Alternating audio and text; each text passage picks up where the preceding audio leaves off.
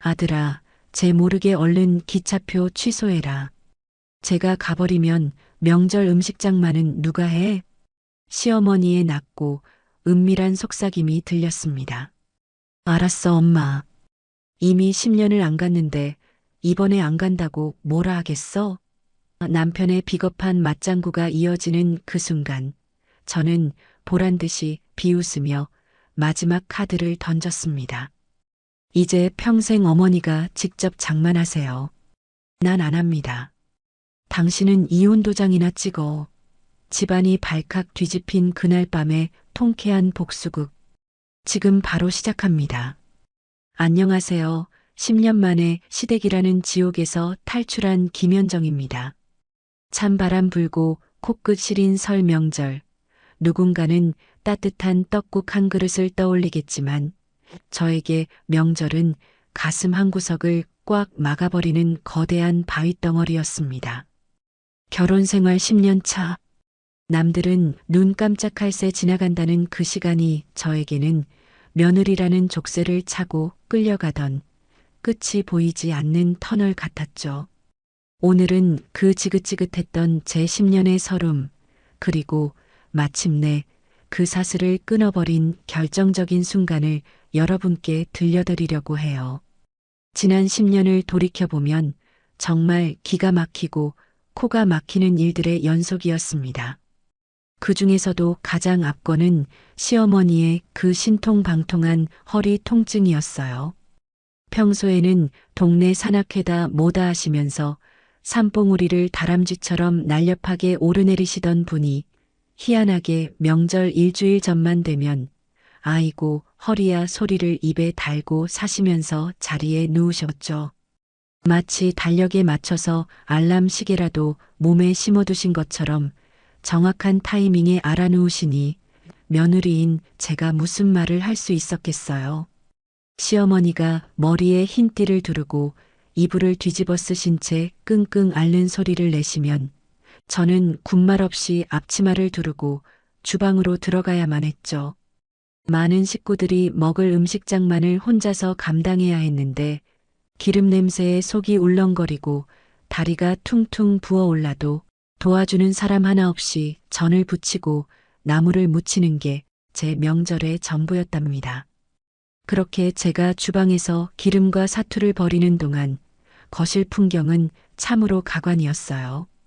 시누이는 소파와 한 몸이 되어서는 손가락만 까딱거리며 핸드폰만 보고 있었으니까요. 가끔 주방 쪽을 힐끔거리며 물 좀 달라는 소리를 할 때면 부치던 전을 집어 던지고 싶은 충동이 일었습니다.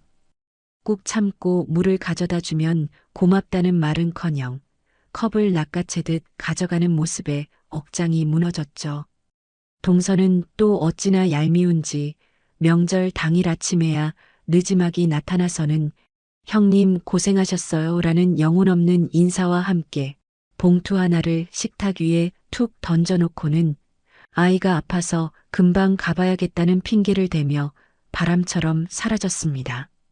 돈으로 때우겠다는 그 신보가 뻔히 보이는데도 시어머니는 아이고 우리 며느리 왔냐며 반색을 하시고 정작 뼈 빠지게 일한 저는 투명인간 취급을 당하는 게 일상이었으니 제 속은 문드러질 수밖에 없었죠. 하지만 이번 설날만큼은 절대로 그렇게 보내지 않겠다고 다짐하고 또 다짐하며 비장한 각오를 다졌어요. 저도 귀한 집 딸이고 우리 부모님에게는 눈에 넣어도 아프지 않을 자식인데 10년 동안 친정 문지방 한번 밟아보지 못하고 남의 집 식모살이를 하는 건 이제 그만두고 싶더라고요. 남편을 들들 볶고 어르고 달래서 겨우겨우 기차표 예매 사이트에 접속했습니다. 명절 기차표 구하는 게 하늘의 별 따기보다 어렵다는 걸 실감하며 떨리는 손으로 새로 고친 버튼을 수없이 눌렀어요. 그리고 기적처럼 표 2장을 손에 넣었을 때의 그 짜릿함은 이루 말할 수 없었죠. 핸드폰 화면에 뜬 예매 내역을 보고 또 보면서 이번에는 기필코 친정에 가서 엄마가 해주는 따뜻한 밥을 먹고 아빠의 투박한 손을 잡아보리라 맹세했어요. 명절 당일에 친정에 가겠다고 선언하려면 시어머니의 입을 막을 만한 강력한 뇌물이 필요할 것 같아서 큰맘 먹고 백화점에 가서 최고급 한우 선물 세트와 제철 과일이 가득 담긴 바구니를 샀습니다. 손이 떨릴 만큼 비싼 금액이었지만 이걸로 시어머니의 잔소리를 막고 친정행 티켓을 보장받을 수만 있다면 아깝지 않다고 스스로를 위로하며 양손 가득 무겁게 명절 전주 주말에 시댁으로 향했답니다. 현관문 비밀번호를 누르고 들어서면서 심호흡을 크게 한번 하고는 최대한 밝은 표정으로 인사를 드렸어요. 거실에 앉아 TV를 보던 시어머니는 제가 낑낑거리며 들고 온 선물 꾸러미에는 눈길 한 번 주지 않으시고 싸늘한 눈빛으로 저를 훑어보시더라고요. 다음 주가 설인데 왜 왔냐? 너 설마 친정 가려고 미리 온 거냐? 간파당해버린 가슴이 덜컥 내려앉았지만 애써 미소를 유지하며 선물을 식탁 위에 올려놓고 어머니 앞에 다소곳이 앉아 조심스럽게 말을 꺼냈어요. 어머니, 이번 설에는 저도 친정에 좀 다녀오려고요. 10년 동안 한 번도 못 갔잖아요. 이번엔 미리 인사드리고 당일에는 친정 오빠들도 좀 보고 싶어서요. 제 말이 끝나기가 무섭게 시어머니의 미간이 찌푸려지더니 입꼬리가 비릿하게 올라갔습니다. 그 표정을 보는 순간 등줄기에 식은땀이 흐르는 것 같았죠. 시어머니는 대답 대신 콧방귀를 뀌시며 채널을 돌려버리셨고 그 무거운 침묵이 거실을 가득 메우는데 숨이 막혀올 지경이었어요. 남편은 제 옆에서 눈동자만 굴리며 엄마 눈치를 살피느라 바쁘고 저는 더 이상 말을 붙이기가 어려워서 분위기도 전환할 겸 부엌으로 들어가 냉장고 정리를 시작했답니다. 한참을 그렇게 냉장고와 씨름을 하다가 고기는 어디에 두는 게 좋을지 여쭤보려고 고무장갑을 낀 채 거실 쪽으로 발걸음을 옮겼죠. 그런데 시어머니가 남편을 구석으로 불러내서 뭔가 은밀하게 속삭이고 계시더라고요. 평소 같으면 그냥 지나쳤겠지만 왠지 모를 불안감이 엄습해와서 저도 모르게 숨을 죽이고 벽 뒤에 몸을 숨긴 채 두 사람의 대화에 귀를 기울이게 되었어요. 야, 기차표 예매했냐? 걔 가면 명절 음식 장만은 누가 해? 난 허리 아파서 못한다. 당장 취소해. 시어머니의 목소리는 낮았지만 제 귀에는 천둥 소리처럼 또렷하게 꽂혔고 심장이 쿵쿵 뛰기 시작했어요. 하지만 이어지는 남편의 대답이 저를 더 큰 충격으로 몰아넣더라고요. 알았어, 엄마. 걱정 마. 내가 알아서 처리할게. 어차피 10년 동안 안 갔는데 이번 한 번 더 안 간다고 뭐 큰일 나겠어? 쟤는 그냥 구슬리면 돼. 남편의 그 뻔뻔하고 비겁한 목소리를 듣는 순간 머릿속이 하얘지면서 손에 들고 있던 행주를 꽉 움켜쥐었어요. 지난 10년의 세월이 주마등처럼 스쳐 지나가면서 가슴속 깊은 곳에서 뜨거운 무언가가 치밀어 올랐죠. 오직 음식 장만을 위해 며느리의 친정행을 막으려는 시어머니와 그에 동조하며 아내를 속이려는 남편의 작당 모의를 직접 귀로 확인하고 나니 그동안 참고 살았던 제가 바보 천치처럼 느껴지면서 온몸이 부들부들 떨리더라고요. 믿는 도끼에 발등이 찍힌다는 말이 바로 이런 거구나 싶으면서 배신감에 치가 떨렸지만 지금 당장 뛰쳐나가 소리를 지르는 것보다 더 확실하게 이 상황을 갚아줘야겠다는 오기가 생겼어요. 부엌으로 돌아온 저는 떨리는 손으로 주머니 속에 있던 핸드폰을 꺼내 들었고 화면에 비친 제 얼굴은 분노로 인해 붉게 상기되어 있었지만 눈빛만큼은 그 어느 때보다 차갑게 빛나고 있었죠. 이제 더 이상은 참지 않겠다고, 내 인생을 저들에게 저당 잡히지 않겠다고 다짐하며 핸드폰 주소록에서 가장 그리운 이름을 찾아 눌렀답니다. 수화기 너머로 들려오는 신호음이 그토록 길게 느껴진 적은 난생 처음이었어요. 심장이 밖으로 튀어나올 것처럼 쿵쾅거리는데 부들거리는 손으로 핸드폰을 귀에 바짝 댄 채 부엌구석 식탁 아래 쭈그리고 앉아 숨을 죽였죠. 밖에서는 시어머니와 남편이 낄낄거리며 예능 프로그램을 보는 소리가 들려오는데 그 웃음소리가 마치 날카로운 송곳이 되어 제 고막을 후벼 파는 것만 같아서 견딜 수가 없더라고요. 입술을 얼마나 꽉 깨물었는지 비릿한 피맛이 입안에 감돌 때쯤 마침내 딸깍하는 소리와 함께 아버지의 목소리가 들려왔고 그 순간 참고 참았던 눈물샘이 댐이 무너지듯 기어이 터지고 말았답니다. 아빠. 목구멍에서 쥐어짜듯 나온 그 한마디에 지난 10년의 모든 서름이 담겨 있었나 봐요.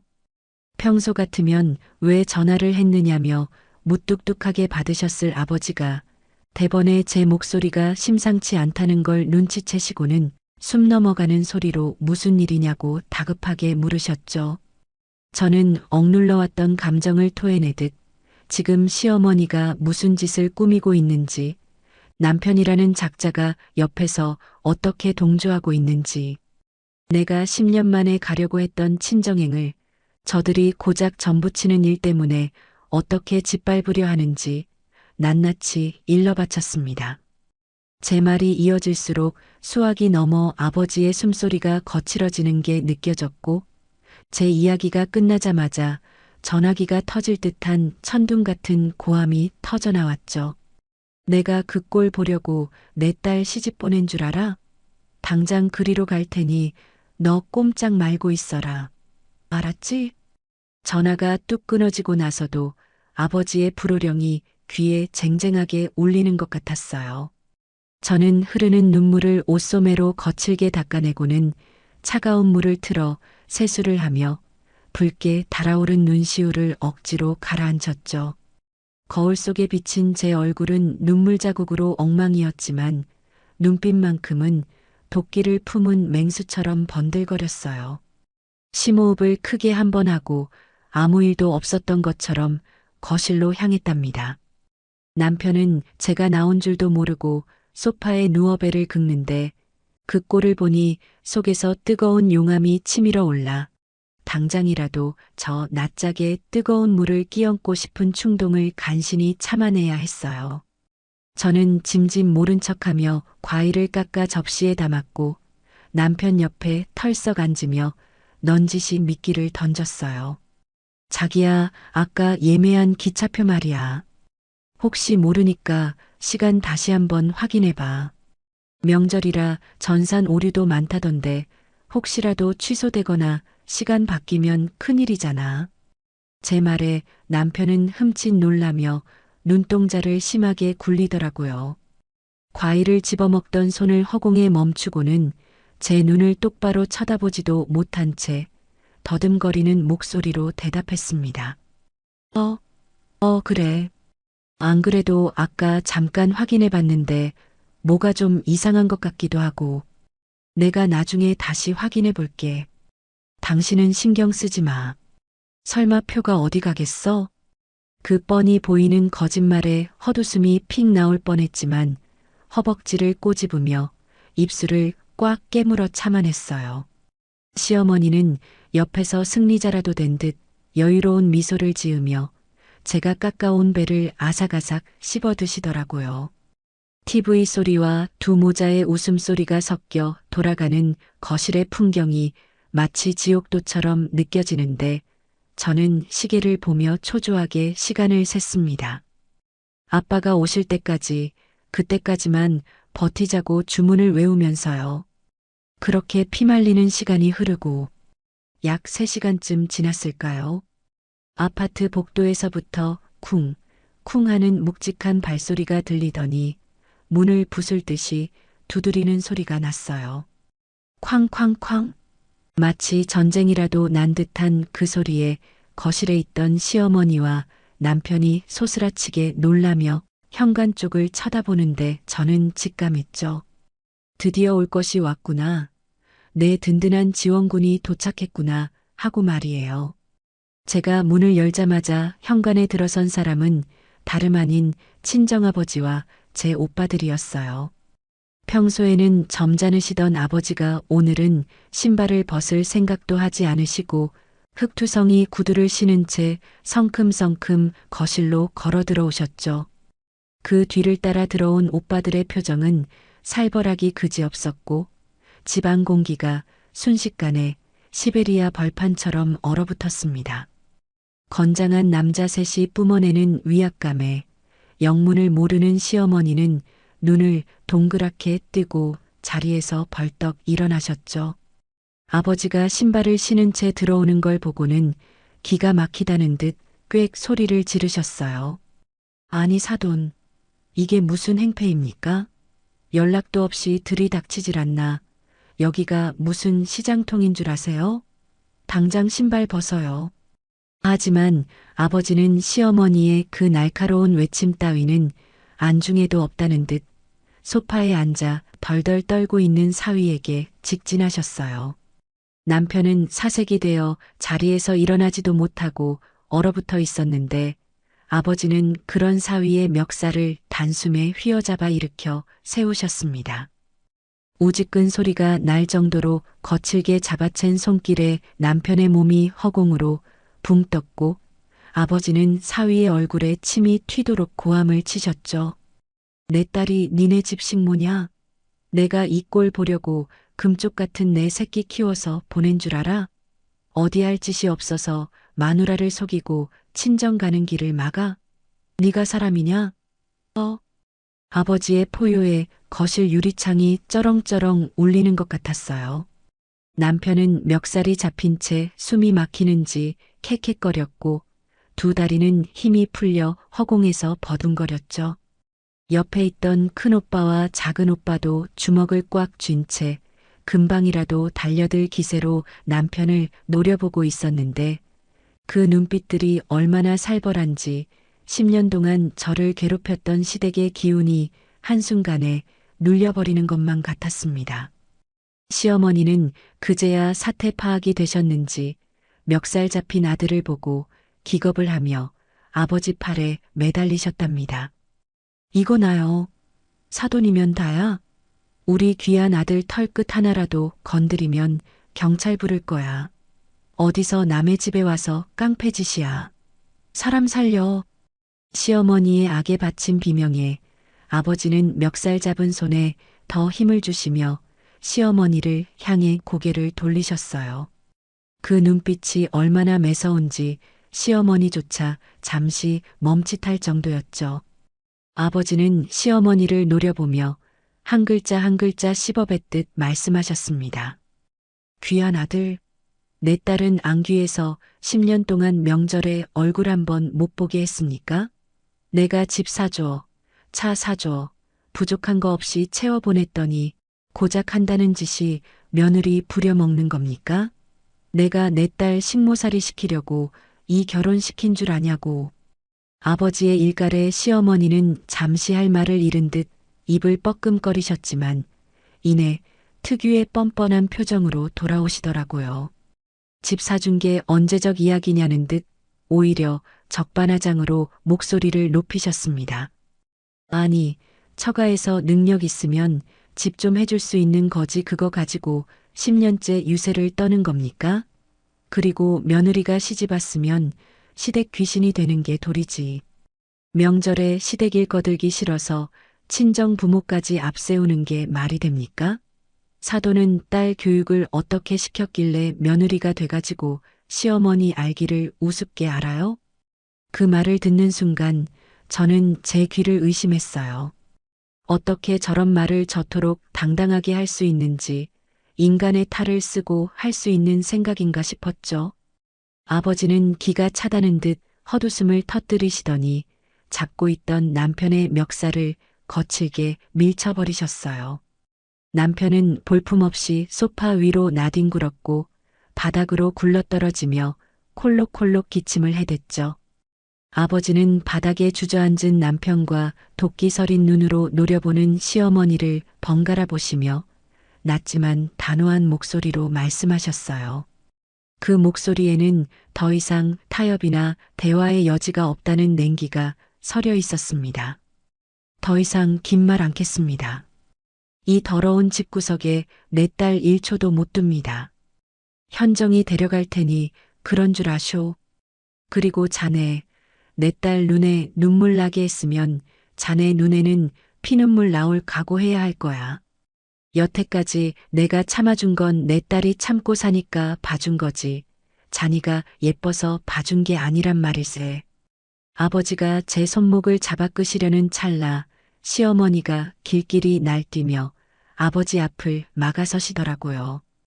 양팔을 벌리고 현관을 가로막은 꼴이 정말이지 가관이었습니다. 못 가. 절대 못 데려가. 명절 음식 장만은 어쩌고. 나 허리 아파서 손 하나 까딱 못하는데 제 가면 음식은 누가 하냐고. 난 늙어서 못해. 음식 다 해놓고 가든지 아니면 못 가. 이 아수라장 속에서도 며느리의 안이나 사돈의 분노보다 당장 명절 음식 걱정이 먼저라니 정말이지 혀를 내두를 수밖에 없는 노릇이었죠. 아버지의 얼굴은 분노로 붉게 달아올랐고 뒷목을 잡으며 휘청거리셨어요. 그 모습을 본 오빠들이 아버지를 부축하며 시어머니를 향해 으르렁거렸지만 시어머니는 눈 하나 깜짝 안 하고 대문 앞에서 버티고 서 계셨답니다. 비키세요. 사돈 어른이라고 봐주는 것도 한계가 있습니다. 큰오빠가 낮게 경고했지만 시어머니는 들은 채도 하지 않았죠. 저는 그 난장판 속에서 차갑게 식어버린 제 마음을 확인했어요. 이제 정말 끝을 볼 때가 되었다는 확신이 들었죠. 더 이상 이 집안 식구들에게 일말의 기대도 미련도 없다는 사실을 뼈저리게 깨달았습니다. 아버지의 손을 부드럽게 잡으며 진정시켜드리고는 시어머니를 향해 천천히 걸어나갔습니다.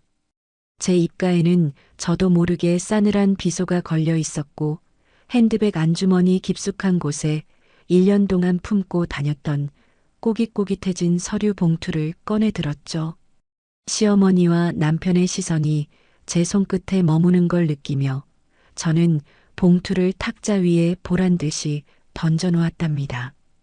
툭 하고 봉투 떨어지는 소리가 거실의 정적을 깨뜨렸고 그 안에 든 내용물이 무엇인지 직감한 남편의 동공이 지진난 것처럼 흔들리기 시작했죠. 저는 싸늘하게 식은 눈으로 그들을 내려다보며 입을 열었습니다. 그 음식 장만 앞으로 평생 어머니가 하세요. 당신은 이혼 도장 딱 찍고. 이혼이라는 단어가 나오자마자 남편은 사색이 되어 여보, 갑자기 왜 이래? 화 풀어. 내가 표 다시 끊을게라며 제 다리에 매달리기 시작했고 시어머니는 이혼이 애들 장난이냐? 어디서 감히 이혼 타령이야? 라고 소리치셨지만 저는 눈 하나 깜짝 안 했어요. 오히려 이 순간을 기다려왔다는 듯이 침착했죠. 그때 마침 제 핸드폰 진동이 짧게 울렸습니다. 주머니에서 핸드폰을 꺼내 확인해 보니 흥신소 실장님이 보낸 문자 한 통이 와 있더라고요. 사모님, 최종 확인 완료했습니다. 상간녀 신상 확보했고 사진 보냅니다. 문자와 함께 전송된 사진 파일을 여는 순간 제 입가에 다시 한번 서늘한 미소가 번졌습니다. 이제 진짜 쇼는 지금부터라는 생각에 가슴이 벅차오르기까지 했으니까요. 저는 핸드폰 화면을 남편 얼굴 앞에 들이밀며 말했습니다. 이래도 이혼이 애들 장난 같나요? 어머니 아들이 밖에서 딴 년 만나는 것도 제가 참아야 하냔 말이에요. 핸드폰 화면 속에는 남편이 낯선 여자와 모텔로 들어가는 적나라한 사진이 선명하게 박혀 있었고 그 사진을 본 친정 오빠들의 눈이 뒤집히는 소리가 들리는 듯 했습니다. 남편의 얼굴은 마치 강시처럼 하얗게 질려버렸고 방금 전까지 큰 소리치던 시어머니의 입은 다물어지지 않은 채 파르르 떨리고 있었죠. 그 정막을 깬 건 다름 아닌 제 친정 큰오빠의 짐승 같은 포효였습니다. 평소에는 법 없이도 살 사람이라며 순둥이 소리를 듣던 오빠가 이성을 잃고 달려드는 모습은 저조차도 처음 보는 광경이라 등골이 서늘해질 정도였죠. 이런 게만도 못한 오빠의 주먹이 남편의 얼굴에 꽂히기 전에 아버지가 오빠의 허리춤을 붙잡아 말리셨지만 이미 눈이 뒤집힌 오빠들은 식탁 의자를 발로 차버리며 남편을 향해 으르렁거렸고 작은 오빠는 당장이라도 그 인간의 멱살을 잡고 바닥에 내동댕이 칠 기세로 달려들었죠. 남편은 쥐새끼처럼 소파 구석으로 몸을 웅크리며 살려달라고 비명을 질러댔어요. 그 꼴이 어찌나 우습고 하찮아 보이는지 10년 묵은 채증이 쑥 내려가는 기분이 들더라고요. 시어머니는 그제야 정신이 번쩍 드셨는지 오빠들 앞을 가로막으며 두 팔을 벌리고 악을 쓰셨습니다. 사람 살려. 깡패들이 사람 죽이네. 아니 사돈, 자식 교육을 어떻게 시켰길래 남의 집에 와서 행패야. 경찰 불러. 당장 경찰 불러. 적반하장도 유분수지 자기 아들이 밖에서 무슨 짓을 하고 다녔는지 눈으로 똑똑히 보고서도 며느리 친정 식구들을 깡패 취급하며 아들을 감싸는 그 모습에 저는 정말이지 구역질이 올라올 것 같았어요. 아버지는 시어머니의 악다구니에 기가 막히다는 표정으로 혀를 차시더니 바닥에 떨어진 제 핸드폰을 주워 시어머니 눈앞에 다시 들이밀며 차갑게 말씀하셨죠. 똑똑히 봐. 이게 네가 말하는 귀한 아들놈이 한 짓거리다. 내 딸이 시집살이 할 때 네 아들놈은 딴 계집년이랑 희희낙낙하고 있었다고. 이걸 보고도 행패 소리가 나와? 아버지의 호통에 시어머니는 잠시 당황한 기색을 보이셨지만 이내 고개를 빳빳하게 쳐들고는 도저히 상식으로는 이해할 수 없는 궤변을 늘어놓기 시작하셨어요. 그 말을 듣는 순간 제 귀를 의심할 수밖에 없었답니다. 아니, 사내놈이 살다 보면 밖에서 실수도 좀 하고 바람도 쐴 수 있는 거지. 그걸 가지고 꼬투리 잡아서 이혼이니 뭐니 난리를 쳐? 너는 뭐 얼마나 잘났다고 남편 기를 죽여서 밖으로 나돌게 만들어? 여자가 집구석에서 곰살맞게 구는 맛이 없으니까 내 아들이 밖에서 위로받은 거 아니냐? 세상에 어떻게 같은 여자로서 저런 말을 할 수가 있는지 머릿속에서 무언가 툭 하고 끊어지는 것 같았습니다. 아들놈의 외도를 며느리 탓으로 돌리는 그 뻔뻔한 가스라이팅에 더 이상 대꾸할 가치조차 느낄 수 없었죠. 오빠들이 그 말을 듣고 다시 달려들려고 하자 저는 조용히 손을 들어 오빠들을 제지하고는 시어머니 앞으로 천천히 걸어 나갔습니다. 그리고 싸늘하게 식은 눈동자로 시어머니를 내려다보며 10년 동안 가슴속에 묻어두었던 말을 차분하게 내뱉었어요. 어머니, 아들 간수 못해서 며느리 눈에서 피눈물 나게 한 건 어머니세요. 사내놈이 실수요? 바람이요? 그럼 저도 밖에서 다른 남자 만나서 위로받고 다녀도 실수라고 해주실 건가요? 제 섯을 퍼런 눈빛에 눌렸는지 시어머니는 꿀먹은 벙어리처럼 입을 다물고 시선을 피하셨고 저는 바들바들 떨고 있는 남편에게 시선을 옮겼습니다. 남편은 그제서야 제 발치로 기어와서 바짓가랑이를 붙잡고 매달리기 시작하더라고요. 여보 아니야. 현정아 이거 진짜 오해야. 딱 한 번이었어. 술김에 실수한 거야. 저 여자가 꼬신 거라고. 나 진짜 너밖에 없는 거 알잖아. 제발 한 번만 봐줘. 응? 눈물 콧물을 흘려가며 비굴하게 변명하는 꼴을 보니 지난 10년 동안 내가 저런 인간을 남편이라고 믿고 의지하며 살았다는 사실이 너무나 비참하고 한심해서 견딜 수가 없었습니다. 딱 한 번이라는 그 말조차 거짓말이라는 걸 이미 흥신소 자료를 통해 다 알고 있었기에 더 이상의 동정심도 남아있지 않았죠. 저는 바짓가랑이를 잡고 있는 남편의 손을 매몰차게 뿌리치며 있는 힘껏 발로 밀어버렸습니다. 더러운 손 치워. 실수? 웃기지 마. 카드 내역, 모텔 출입 기록까지 다 가지고 있어. 변명은 법정 가서 판사님한테나 해.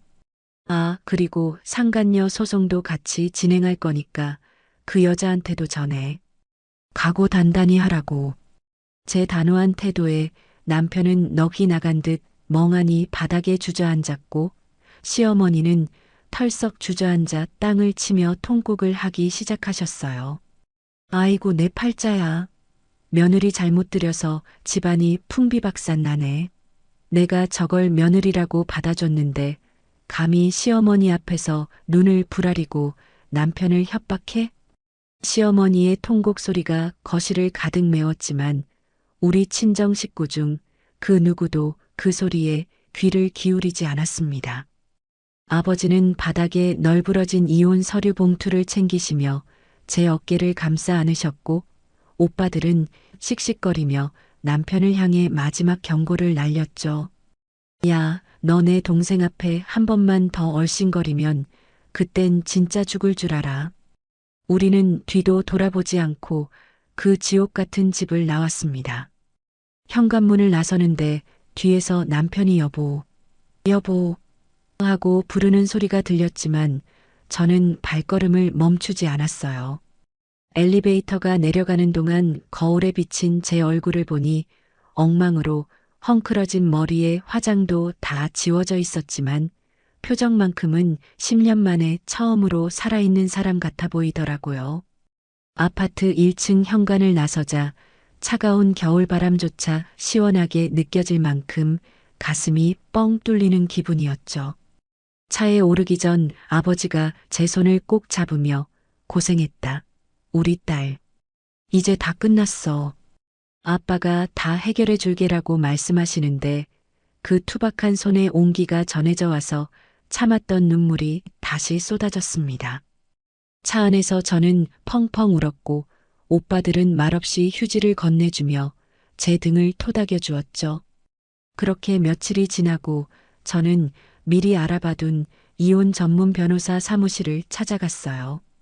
이혼 소송이라는 게 말처럼 쉬운 일이 아니고 긴 싸움이 될 거라는 걸 알기에 마음을 단단히 먹고 문을 열었죠. 그런데 상담실 문을 열고 들어서는 순간 눈앞에 앉아 있는 변호사의 얼굴이 어딘가 낯이 익더라고요.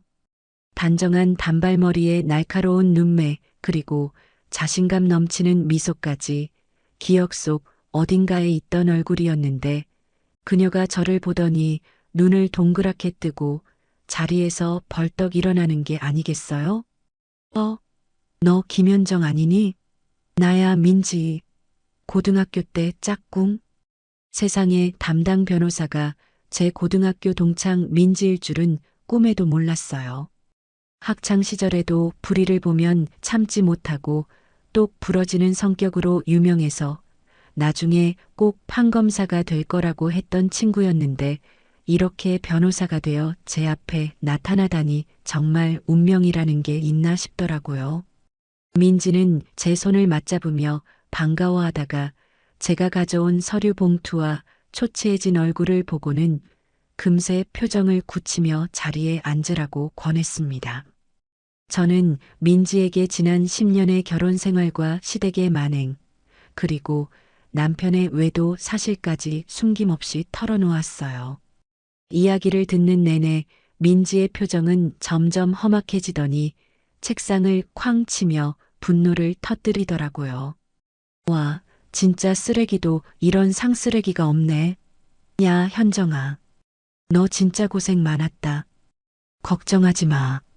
내가 그 인간 아주 탈탈 털어서 알거지로 만들어줄게. 내 사전에 패소란 없다. 너는 그냥 나만 믿고 따라와. 민지의 그 든든한 한마디가 얼마나 큰 힘이 되었는지 몰라요. 민지는 제가 가져온 증거들을 꼼꼼히 살피더니 추가로 더 필요한 증거 목록을 적어주며 구체적인 전략을 짜기 시작했죠. 특히 남편이 상간녀에게 쓴 카드 내역을 조회해서 재산분할 때 유리하게 작용할 수 있도록 하고 시어머니의 부당한 대우에 대한 위자료 청구까지 꼼꼼하게 챙겨주겠다고 약속했습니다. 그리고 현정아, 너 마음 약해지면 절대 안 돼. 저런 인간들은 소송 시작하면 별의별 짓을 다 해서 널 괴롭힐 거야. 찾아와서 빌기도 하고 협박도 하고 회유도 할 텐데 절대 흔들리지 마. 연락 오면 다 무시하고 나한테 넘겨. 알았지? 민지의 당부를 가슴에 새기며 사무실을 나오는데 핸드폰에 부재중 전화가 수십 통이나 와 있더라고요. 전부 남편 이름이었죠. 카톡을 열어보니 제발 한 번만 만나줘. 내가 잘못했어. 우리 다시 시작하자. 같은 구질구질한 메시지들이 쌓여 있었는데 읽는 것만으로도 속이 울렁거려서 그 자리에서 바로 차단 버튼을 눌러버렸습니다. 집으로 돌아와 텅 빈 방에 앉아 10년 동안 묵혀두었던 짐들을 하나둘 정리하기 시작했어요. 결혼사진, 남편과 주고받았던 편지들, 시어머니가 사준 촌스러운 옷들까지 전부 꺼내 쓰레기 봉투에 담았죠. 물건을 하나씩 버릴 때마다 제 마음속에 있던 미련과 아픔도 함께 버려지는 것 같아서 묘한 해방감이 느껴지더라고요. 특히 결혼식 앨범을 쓰레기 봉투에 넣을 때는 마치 제 과거의 족쇄를 끊어내는 것 같은 짜릿함마저 들었답니다. 이제 진짜 내 인생 살 거야. 누구의 며느리도 누구의 아내도 아닌 그냥 김현정으로. 그렇게 다짐하며 쓰레기 봉투를 묶고 있는데 갑자기 현관 벨소리가 울렸어요. 인터폰 화면을 보니 남편이 서 있더라고요. 인터폰 너머로 보이는 남편의 꼴은 그야말로 가관이었어요. 머리는 까치집을 짓고 며칠 동안 면도도 안 했는지 수염은 덥수룩한 데다가 술 냄새가 화면 밖까지 뚫고 나오는 것 같더라고요. 눈은 퀭하게 풀려서 초점도 제대로 못 맞추고 있었는데 그 모습을 보니 한때는 사랑해서 결혼했던 사람이라는 게 믿기지 않을 정도로 낯설게 느껴졌습니다. 현정아, 문 좀 열어줘. 할 말이 있어서 그래. 제발. 남편의 목소리는 갈라져 있었고 애원하는 듯 했지만 그 속에 숨겨진 비굴함이 역겨워서 견딜 수가 없었어요. 저는 차갑게 대꾸했습니다. 할 말 있으면 변호사 통해서 해. 더 이상 너랑 직접 대화할 생각 없어.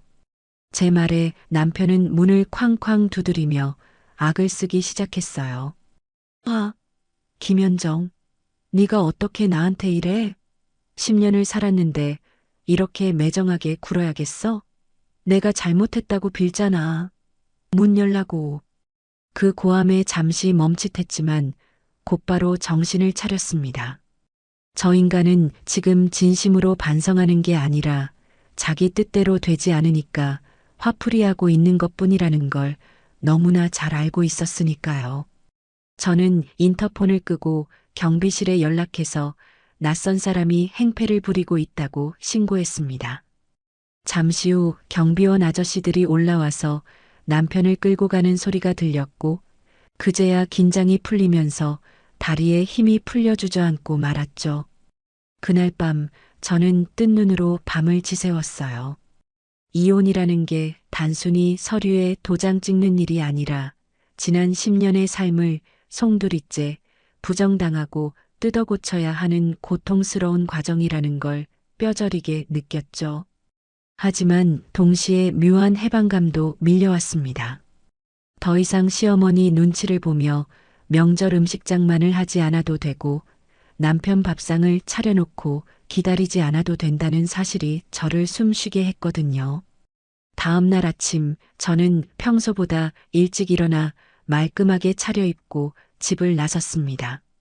어제 민지 사무실에서 받았던 조언들을 되새기며 제 인생을 다시 설계하기 위한 첫걸음을 떼기로 했거든요. 가장 먼저 한 일은 핸드폰 번호를 바꾸는 거였어요. 남편과 시댁 식구들의 연락을 원천 차단하고 오로지 저를 위한 저만의 새로운 시작을 알리는 신호탄 같은 거였죠.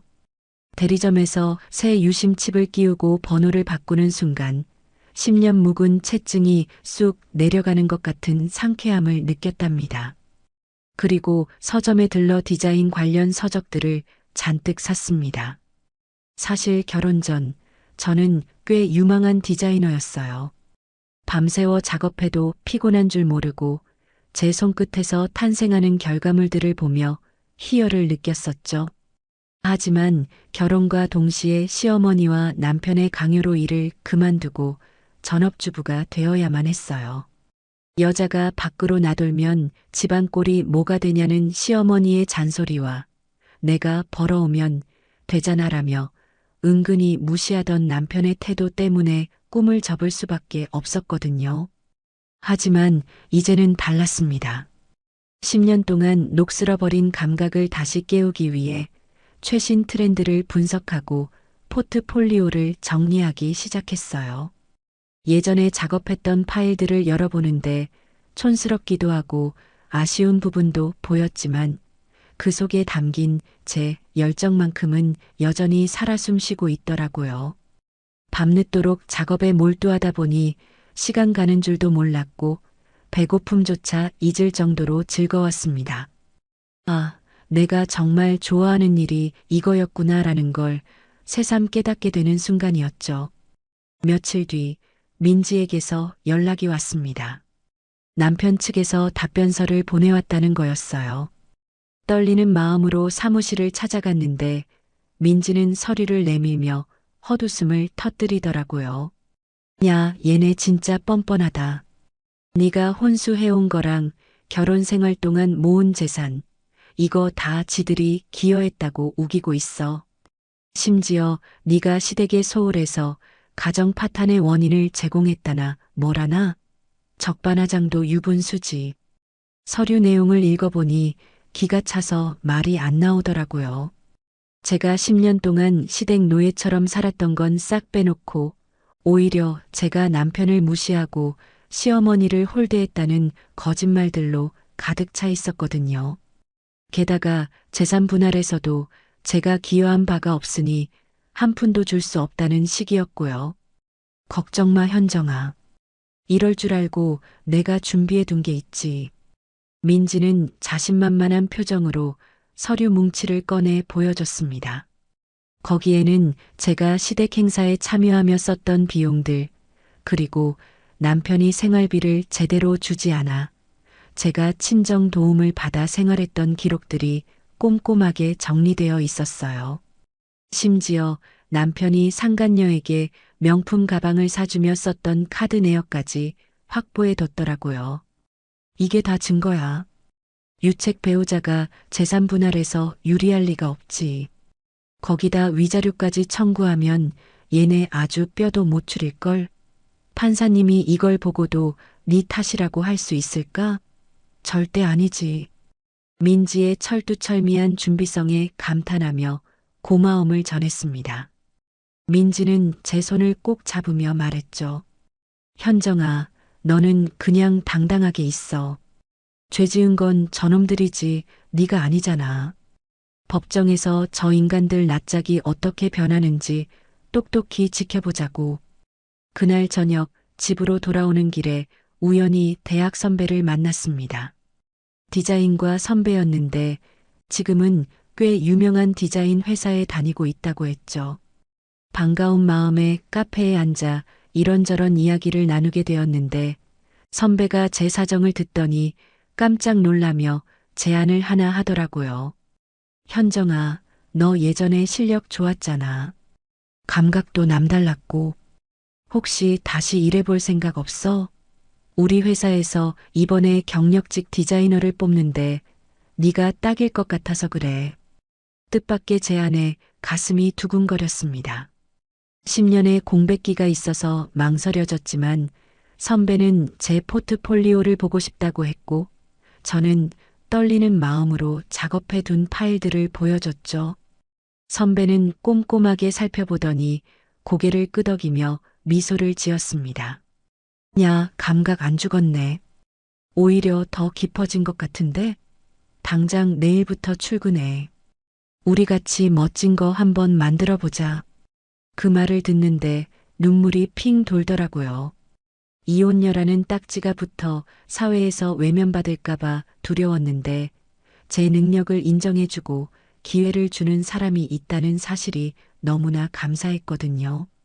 저는 그 자리에서 바로 수락했고 선배와 악수를 하며 새로운 출발을 다짐했습니다. 다음 날부터 저는 디자이너 김현정으로 다시 태어났습니다. 10년 만에 출근하는 길, 지하철 차창에 비친 제 모습은 어제와는 확연히 달랐어요. 주눅 들어있던 표정은 사라지고 눈빛에는 생기가 돌았죠. 회사 동료들도 저를 따뜻하게 맞아주었고 업무에 적응할 수 있도록 배려해 주었습니다. 야근을 해도 피곤한 줄 몰랐고 회의 시간에 아이디어를 낼 때마다 칭찬을 받으니 자존감도 쑥쑥 올라가더라고요. 하지만 시련은 끝나지 않았습니다. 어느 날 퇴근길 회사 로비에 낯익은 얼굴이 서성거리고 있더라고요. 바로 시어머니였습니다. 저를 보자마자 달려들어 머리채를 잡으려고 하는데 다행히 경비원이 막아섰어요. 이 나쁜 년, 네가 감히 내 아들 인생을 망쳐? 이혼 소송 취하해.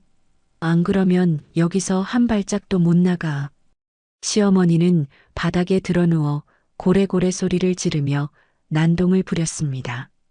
회사 사람들이 웅성거리며 쳐다보는데 쥐구멍이라도 있으면 숨고 싶은 심정이었죠. 하지만 저는 도망치지 않았습니다. 당당하게 시어머니 앞으로 걸어가서 또박또박 말했어요. 어머니, 여기 제 직장입니다. 영업 방해로 신고하기 전에 돌아가세요. 그리고 아들 인생 망친 건 제가 아니라 어머니와 어머니 아들이에요. 자업자득이라고요. 제 서슬 퍼런 눈빛에 시어머니는 잠시 멈칫하더니 이내 분함을 이기지 못하고 씩씩거리며 물러났습니다. 그 뒷모습을 보며 저는 묘한 쾌감을 느꼈어요. 예전 같았으면 죄송하다며 빌었을 텐데 이제는 할 말 다 하고 당당하게 맞서는 제 자신이 대견스러웠거든요. 그날 밤 민지에게 전화를 걸어 이 사실을 알렸습니다. 민지는 펄쩍 뛰며 화를 냈지만 저는 차분하게 말했죠. 괜찮아, 민지야. 나 이제 안 피할 거야. 저 사람들이 바닥을 보이면 보일수록 내 승리는 더 확실해지는 거잖아. 증거 하나 더 추가된 셈 치지 뭐. 민지는 제 변화에 놀라워하며 웃음을 터뜨렸습니다. 야, 김현정. 너 진짜 많이 변했다. 독해졌어, 아주. 그래, 그 기세로 쭉 가는 거야. 판결 날 때까지 절대 기죽지 마. 전화를 끊고 침대에 누우니 창밖으로 밝은 달이 떠 있더라고요. 10년 동안 저 달을 보며 한숨만 쉬었는데 오늘따라 유난히 밝고 예뻐 보였습니다. 이제 진짜 싸움은 시작되었지만 저는 두렵지 않았어요. 든든한 지원군 민지와 가족들, 그리고 제 능력을 믿어주는 회사 동료들이 있었으니까요. 무엇보다 저 자신을 믿게 되었거든요. 그래, 해보자.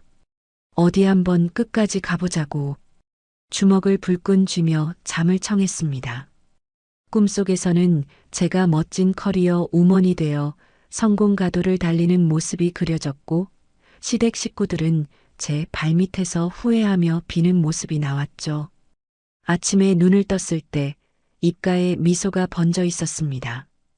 그로부터 몇 달 뒤 법원 앞으로 향하는 발걸음이 유난히 가볍게 느껴지는 아침이었어요.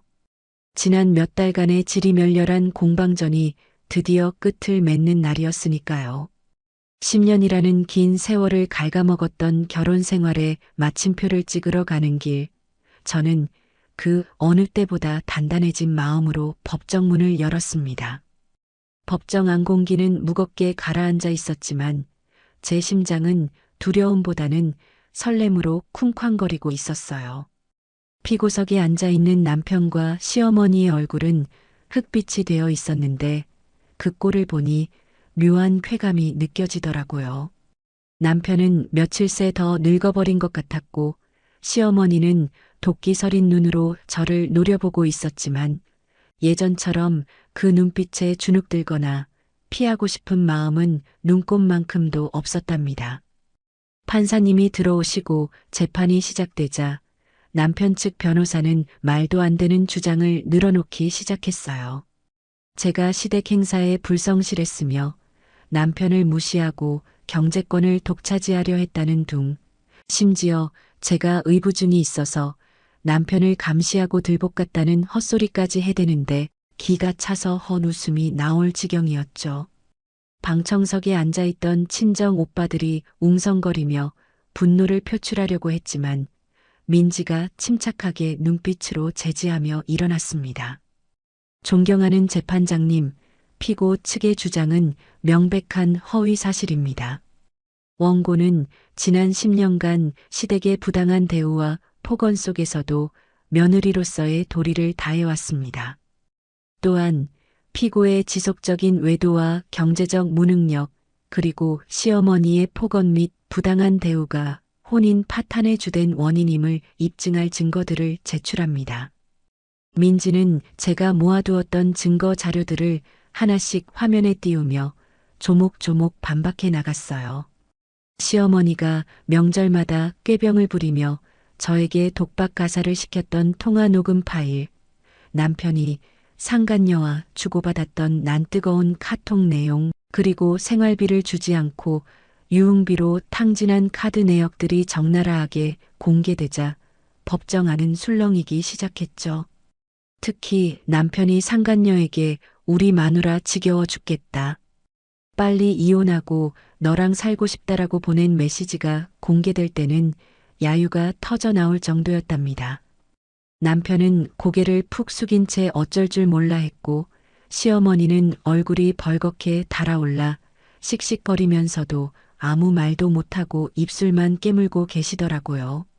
그동안 저를 괴롭혔던 그 당당함은 온데간데 없고 초라하게 쭈그러든 두 사람의 모습을 보니 10년 묵은 채증이 싹 내려가는 것 같았습니다. 민지의 변론은 거침이 없었어요. 시어머니가 친정집에 찾아와 행패를 부리고 회사까지 찾아와 난동을 피웠던 CCTV 영상까지 증거로 제출하며 위자료 청구의 정당성을 강력하게 주장했죠. 판사님도 증거들을 꼼꼼히 살피시며 고개를 끄덕이셨고 남편 측 변호사는 당황한 기색이 역력해 보였습니다. 더 이상 반박할 여지가 없다는 걸 직감한 듯 남편은 제 쪽을 힐끔거리며 애원하는 눈빛을 보내왔지만 저는 차가운 눈빛으로 외면해 버렸어요. 마침내 판결 선고의 순간이 다가왔습니다. 법정 안의 모든 시선이 판사님의 입에 집중되었고 정적만이 흐르는 가운데 판사님의 목소리가 울려 퍼졌죠. 주문.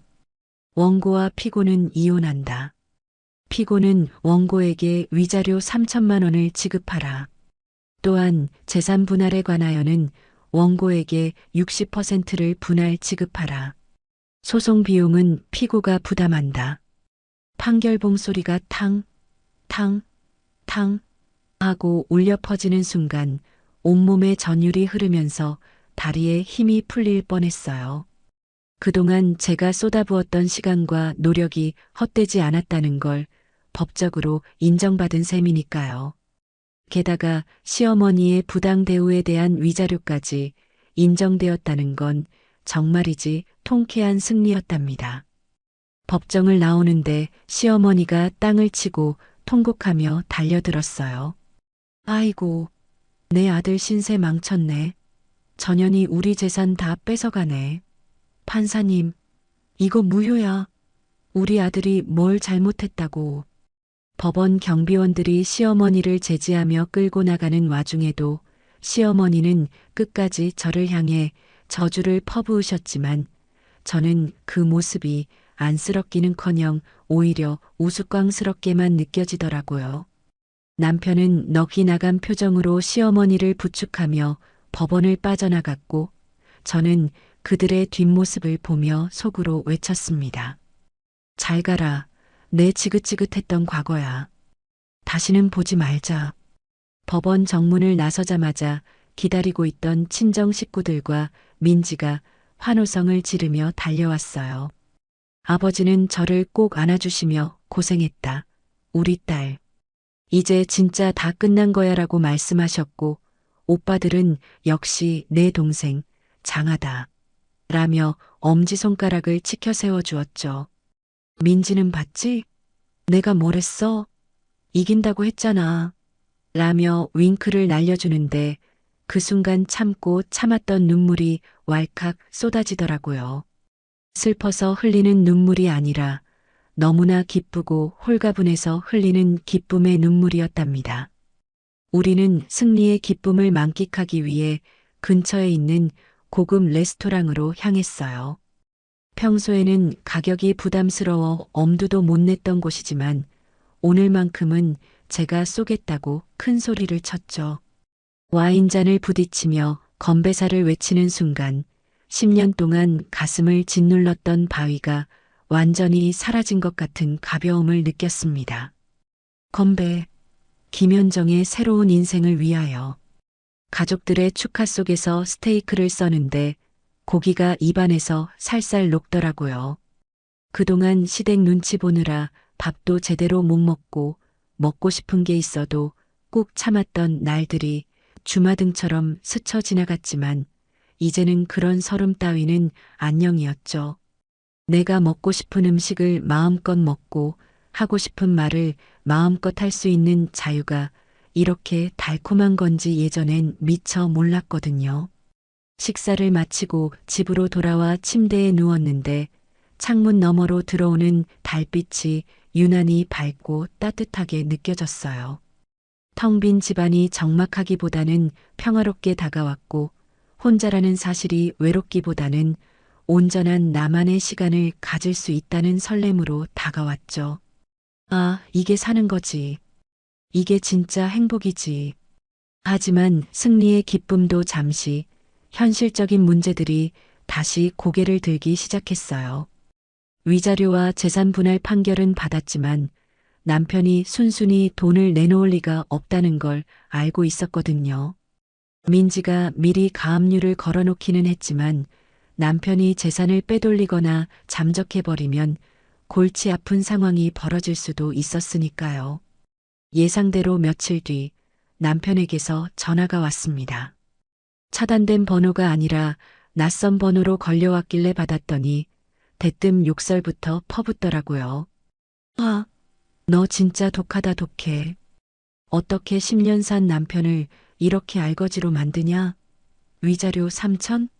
내가 그 돈이 어디 있어. 배째라 그래. 술에 취했는지 혀가 꼬인 목소리로 고래고래 소리를 지르는데 예전 같았으면 무서워서 벌벌 떨었겠지만 이제는 가소롭게만 들리더라고요. 저는 차분하게 대꾸했습니다. 돈 없으면 몸으로 때우든지. 압류 들어갈 거니까 그런 줄 알아. 그리고 한 번만 더 전화해서 행패 부리면 스토킹으로 신고할 거야. 끊어. 전화를 툭 끊어버리고 나니 속이 다 시원했습니다. 남편은 제가 예전의 순종적인 아내가 아니라는 걸 뼈저리게 느끼고 있겠죠. 하지만 이 정도로 물러설 인간들이 아니라는 걸 알기에 저는 다시 한번 마음을 다잡고 다음 전투를 준비하기 시작했습니다. 회사 생활은 날이 갈수록 즐거워졌어요. 제가 기획한 디자인이 클라이언트에게 호평을 받으며 프로젝트를 성공적으로 이끌었고 사장님도 제 능력을 인정해 주시며 팀장 승진을 제안하셨거든요. 10년의 공백기가 무색할 만큼 빠르게 적응하고 성과를 내는 제 자신이 자랑스러웠고 동료들도 저를 능력 있는 팀장님이라 부르며 따르기 시작했습니다. 어느 날 회식 자리에서 한 동료가 조심스럽게 물어보더라고요. 팀장님, 혹시 재혼 생각은 없으세요? 요즘 팀장님 좋다고 하는 남자 직원들이 꽤 있던데. 그 말을 듣고 잠시 멍하니 있다가 피식 웃음이 나왔습니다. 재혼이라니 지금은 생각조차 하기 싫은 단어였거든요. 남자라면 지긋지긋하다는 생각이 들기도 했지만 한편으로는 나를 좋게 봐주는 사람들이 있다는 사실에 묘한 안도감이 들기도 했어요. 글쎄요, 지금은 일하는 게 너무 재미있어서요. 연애는 나중에 천천히 생각해 보려고요. 여유롭게 대답하며 술잔을 기울이는데 문득 10년 전에 제가 떠올랐습니다. 결혼만이 여자의 행복이라고 믿었던 그 시절, 남편 하나만 바라보며 모든 걸 희생했던 어리석은 제 모습이요. 하지만 이제는 알 것 같아요.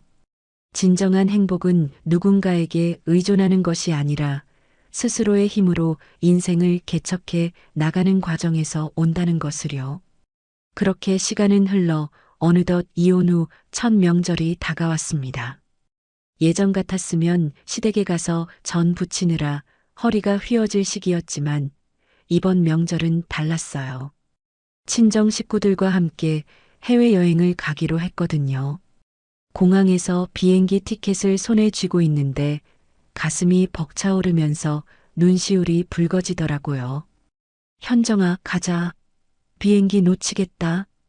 오빠들이 제 손을 잡아 끄는 소리에 정신을 차리고 활짝 웃으며 발걸음을 옮겼습니다.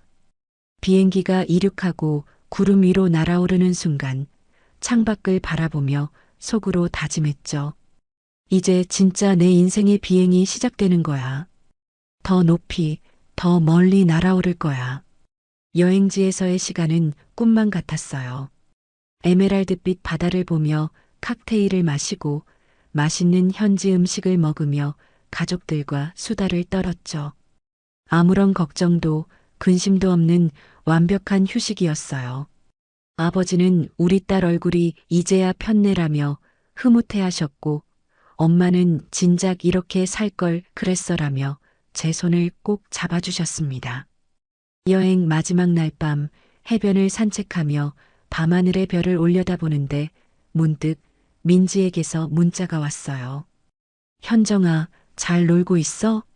대박 소식 하나 전해줄게. 남편 놈 위자료 안 주고 버티다가 결국 월급 압류 들어갔어. 회사에서도 망신당하고 쫓겨날 판이라네. 꼴 좋다 아주. 그 문자를 보고 통쾌하게 웃음을 터뜨렸습니다. 역시 민지는 제 최고의 파트너였죠. 이제 남은 건 그들이 처참하게 무너지는 꼴을 지켜보는 일뿐이었습니다. 하지만 인생이라는 게 참 얄궂더라고요. 모든 게 순탄하게 풀려가나 싶을 때쯤 또다시 예상치 못한 먹구름이 몰려오기 시작했거든요.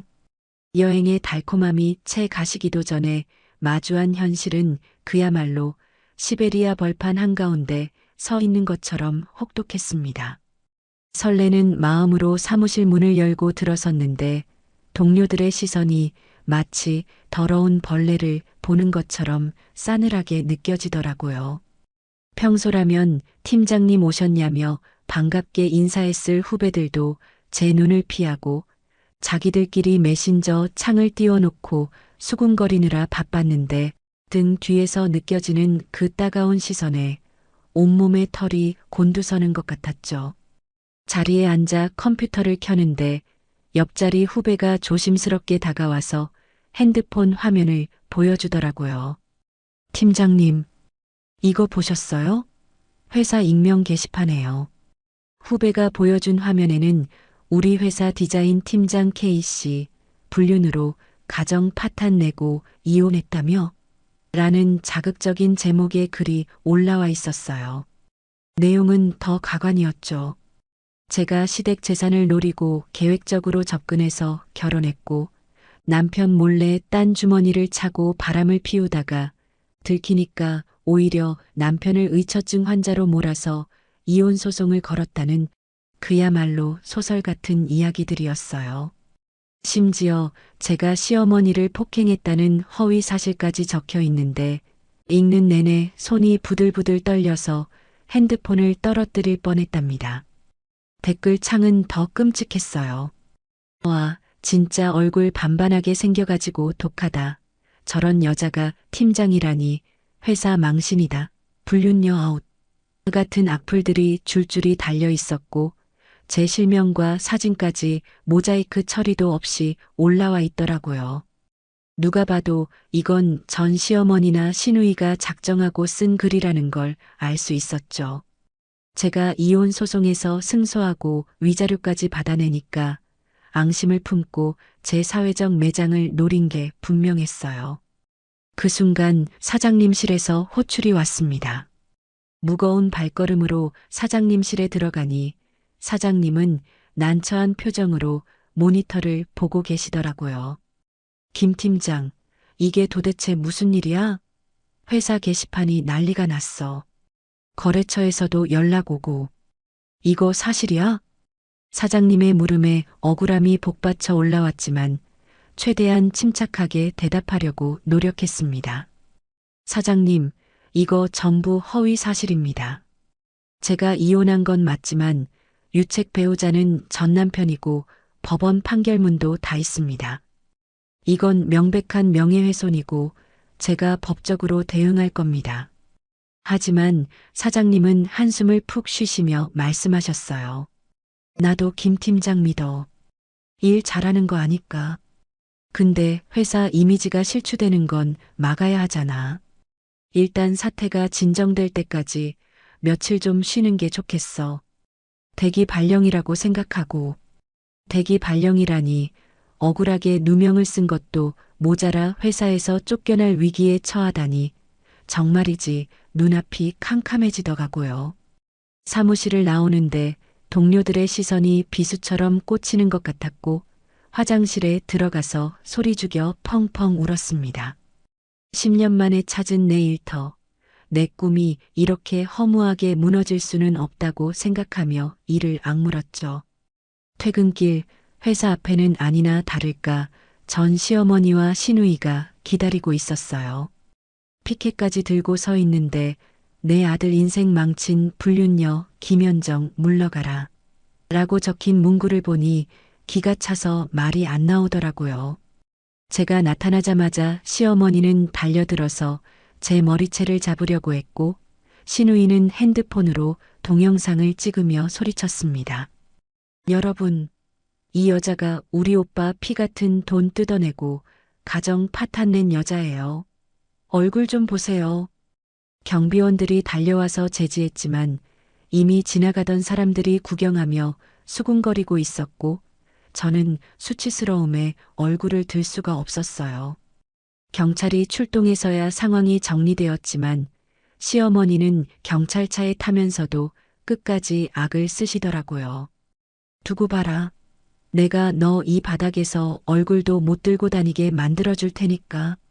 위자료 토해내기 전엔 절대 안 끝나. 집에 돌아와서도 공포는 끝나지 않았습니다. 현관문 앞에는 죽어버려 돈 내놔 같은 섬뜩한 낙서가 빨간 락카로 칠해져 있었고 우편함에는 협박 편지들이 가득 차 있었죠. 친정 식구들에게 알리면 걱정하실까봐 혼자 해결하려고 했지만 상황은 점점 더 악화되고 있었어요.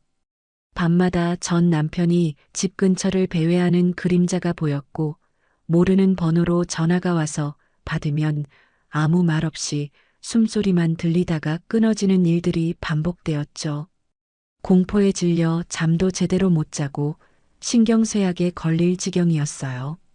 민지에게 연락해서 법적 대응을 준비했지만 경찰 수사가 진행되는 동안에도 그들의 괴롭힘은 멈추지 않았습니다.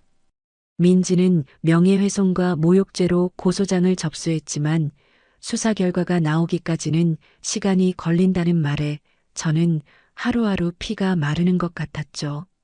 어느 날 밤 야근을 마치고 늦게 귀가하는데 아파트 엘리베이터가 고장이라 점검 중이라는 안내문이 붙어 있더라고요. 한숨을 쉬며 비상계단을 오르기 시작했는데 10층까지 올라가는 길이 유난히 멀고 어둡게 느껴졌습니다. 층계참을 돌 때마다 센서 등이 늦게 켜져서 깜빡거리는 불빛이 으스스한 분위기를 자아냈고 제 발자국 소리가 텅 빈 계단에 울려 퍼질 때마다 등 뒤에서 누군가 따라오는 것 같은 착각이 들어서 자꾸만 뒤를 돌아보게 되더라고요. 마침내 10층에 도착해서 복도로 들어서는데 저희 집 현관문 앞 센서 등이 고장났는지 켜지지 않아 캄캄했어요. 핸드폰 플래시를 켜고 조심스럽게 도어락 덮개를 올리는데 어디선가 역한 술 냄새와 담배 냄새가 훅 끼쳐오는 게 아니겠어요? 본능적으로 위험을 감지하고 뒤를 돌아보려는 찰나. 비상구 철문 뒤쪽 어둠 속에서 누군가 튀어나와 제 입을 틀어막고 벽으로 밀어붙였습니다. 읍, 읍. 비명을 지르려고 했지만 거친 손이 입을 꽉 막고 있어서 소리가 나오지 않았고 공포에 질려 눈을 크게 떴는데 핸드폰 불빛에 비친 범인의 얼굴은 다름 아닌 전 남편이었어요. 붉게 충혈된 눈과 덥수룩한 수염, 며칠은 씻지 않은 듯한 행색이 노숙자나 다름없었지만 눈빛만큼은 살기로 번들거리고 있었죠. 조용히 해. 소리 지르면 죽여버린다. 남편은 쉰 목소리로 속삭이며 품 안에서 뭔가를 꺼내 제 옆구리에 들이댔는데 차가운 금속의 감촉이 느껴져서 온몸이 얼어붙는 것 같았어요. 다리가 후들거려서 주저앉을 뻔했지만 여기서 무너지면 끝장이라는 생각에 정신을 바짝 차려야 했습니다. 남편은 저를 현관문 쪽으로 끌고 가며 도어락 비밀번호를 누르라고 협박했어요. 문 열어. 들어가서 조용히 얘기 좀 하자고. 위자료 그까짓 거 좀 깎아달라는데 그게 그렇게 어렵냐? 너 때문에 내 인생 종쳤는데 너만 잘 먹고 잘 사는 꼬라지는 내가 죽어도 못 보지. 손을 벌벌 떨며 도어락 비밀번호를 누르는데 머릿속이 하얘지면서 아무 생각도 나지 않았습니다. 삐삐삐 경고음이 울리며 비밀번호 오류가 뜨자 남편이 제 머리통을 현관문에 처박으며 욕설을 퍼부었어요. 인연이 지금 시간 끌어? 제대로 안 눌러? 공포심에 눈물이 줄줄 흘러내렸지만 살아야겠다는 생존 본능이 꿈틀거렸습니다. 다시 한번 심호흡을 하고 천천히 비밀번호를 누르는 척하며 주머니 속에 있던 호신용 스프레이를 꽉 쥐었죠. 도어락이 해제되는 띠리링 소리와 함께 문이 열리자마자 남편이 저를 집 안으로 밀어 넣으려고 했는데 그 순간 저는 있는 힘껏 몸을 돌려 남편의 얼굴에 스프레이를 분사했습니다. 내 눈. 남편이 비명을 지르며 눈을 감싸 쥐고 뒹구는 사이 저는 신발도 신지 못한 채 복도로 뛰쳐나와 살려주세요. 사람 살려요. 라고 목이 터져라 소리를 질렀어요. 복도가 쩌렁쩌렁 울리도록 비명을 지르며 옆집 문을 두드렸고 10층 복도 끝까지 죽으림을 다해 뛰었죠. 뒤에서 남편이 거기 안 서. 죽여버릴 거야. 라고 소리치며 쫓아오는 발소리가 들렸지만 뒤도 돌아보지 않고 비상계단을 뛰어내려갔습니다. 다행히 제 비명소리를 들은 아래층 주민이 문을 열고 나와주었고 저는 그분 집으로 피신해서 경찰에 신고할 수 있었어요. 경찰이 출동해서 아파트 단지를 수색한 끝에 비상계단 구석에 숨어있던 전 남편을 현행범으로 체포했습니다. 수갑을 차고 끌려가면서도 남편은 저를 향해 내가 나오면 가만 안 둔다. 두고 보자. 라고 악담을 퍼부었지만 경찰관들에게 제지당해 경찰차에 태워졌죠. 경찰서에서 진술을 마치고 나오는데 친정아버지가 헐레벌떡 뛰어오셨어요. 신발도 짝짝이로 신고 달려오신 아버지의 얼굴은 하얗게 질려 있었고 제 목에 난 붉은 손자국을 보시고는 가슴을 치며 오열하셨습니다. 미안하다, 내 딸. 아비가 못난 탓에 이런 꼴을 당하게 하고 내가 그놈들 가만 안 둔다. 내 목숨을 걸고서라도 널 지킬 거야. 아버지의 눈물에 저도 참았던 눈물을 터뜨렸고 오빠들은 주먹을 불끈 쥐며 벽을 쳤습니다. 이제 법이고 뭐고 필요 없어. 스토킹의 특수 협박? 저 새끼 콩밥 제대로 먹게 해줄 거야. 합의 따위 절대 없어. 큰오빠의 눈빛은 살기로 번득였고 저는 더 이상 물러설 곳이 없다는 걸 깨달았죠. 다음 날부터 친정 오빠들이 교대로 휴가를 내고 제 보디가드를 자처하며 출퇴근길을 동행해 주었어요. 든든한 오빠들이 옆에 있으니 시어머니도 멀리서 지켜보기만 할 뿐 섣불리 덤비지 못하더라고요. 하지만 그들의 집요함은 오프라인을 넘어 온라인에서 더 기승을 부렸습니다. 인터넷 커뮤니티에 제 신상을 유포하고 악성 댓글 부대를 동원해서 저를 사회적으로 매장시키려는 시도를 멈추지 않았거든요. 회사에서도 결국 사직 권고를 받았습니다. 김 팀장 사정은 알지만 회사 업무의 지장이 너무 커. 매일 경찰 오고 시끄러워서 직원들이 불안해하잖아. 위로금 챙겨줄 테니까 조용히 나가줘. 사장님의 말에 억장이 무너졌지만 더 이상 버틸 힘도 없었어요. 짐을 싸서 나오는데 10년 만에 찾은 내 꿈이, 내 노력이 이렇게 비열한 방법으로 짓밟힌다는 생각에 피가 거꾸로 솟는 것 같았습니다. 짐박스를 들고 회사를 나오는데 하늘에서는 제 마음도 모르고 야속하게 비가 추적추적 내리기 시작하더라고요. 집에 돌아와 불 꺼진 방에 멍하니 앉아 있는데 민지에게서 전화가 왔습니다. 현정아, 뉴스 봤어? 내 전 시어머니가 인터넷에 올린 글, 그거 IP 추적 결과 나왔어. 시댁집에서 올린 거야. 명백한 증거 확보했어. 그리고 전 남편 흉기 협박 건으로 구속영장 실질 심사 들어간대. 빼박 구속이야. 민지의 목소리는 흥분되어 있었지만 저는 힘없이 대답했죠. 민지야, 나 너무 지쳤어. 그냥 다 포기하고 싶어. 내가 뭘 잘못했다고 이런 꼴을 당해야 해. 회사도 잘리고 사람들은 나를 불륜녀라고 손가락질하고 그냥 다 놓아버리면 편할까? 제 약한 소리에 민지는 수화기 너머로 버럭 화를 냈습니다. 김현정, 정신 차려. 네가 무너지면 그 사람들이 좋아할 것 같아? 오히려 거봐. 찔리니까 숨었지 하면서 비웃을 거야. 억울해서라도 살아야지. 보란듯이 성공해서 저놈들 코를 납작하게 해줘야지. 내가 도와줄게. 포기하지 마. 제발. 네 뒤에 나 있고 네 가족 있어. 민지의 절규에 가까운 외침에 정신이 번쩍 들었어요. 그래, 내가 여기서 무너지면 저 악마들이 승리하는 거야. 내 인생을 망친 것도 모자라 죽음으로까지 몰고 가려는 저들에게 굴복할 수는 없어. 저는 다시 한번 주먹을 불끈 쥐고 일어섰습니다. 그래, 민지야. 고마워. 내가 잠시 미쳤었나 봐. 절대 안 죽어. 끝까지 싸울 거야. 저놈들 감옥에 쳐넣고 내가 얼마나 잘 사는지 똑똑히 보여줄 거야. 저는 눈물을 닦고 컴퓨터 앞에 앉았습니다. 그리고 인터넷에 올라온 허위 사실들에 대해 조목조목 반박하는 글을 작성하기 시작했어요. 판결문 사본, 시어머니의 협박 문자, 전 남편의 폭행 진단서, 그리고 어젯밤 복도에서 있었던 흉기 협박 사건의 정황까지 모두 빠짐없이 적었죠. 진실은 이렇습니다라는 제목으로 제가 올린 반박글은 순식간에 인터넷을 뜨겁게 달궜습니다.